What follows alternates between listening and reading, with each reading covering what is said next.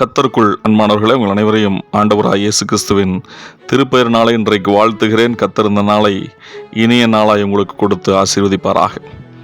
இன்றைக்கு ஒரு திருமறை வார்த்தை ஆண்டவர் நம்மோடு பேச ஆசைப்படுகிறார். நம்முடைய தேவனாகிய கர்த்தர் நம்மை கைவிடாமலும் நம்மை நெகிழ விடாமலும் அவர் நம்முடைய பிதாக்களோடு இருந்தது போல நம்மோடும் இருப்பாராக. அல்லேலூயா.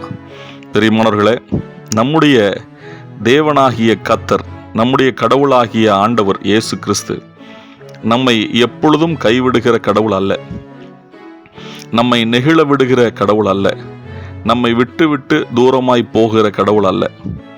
அவர் எப்படி நம்முடைய முற்பிதாக்கள், நம்முடைய முன்னோர்கள் அவர் மேல் விசுவாசம் வைத்து ஆசீர்வதிக்கப்பட்டார்களோ, அதுபோல நாமும் அவர் மேல் விசுவாசம் வைத்தோம் என்றால் ஒரு மிகப்பெரிய ஆசீர்வாதத்தை நாம் பெற்றுக்கொள்வோம். இந்த நாள் ஆசீர்வதிக்கப்பட்ட நாளாக இருப்பதாக. ஆமென்.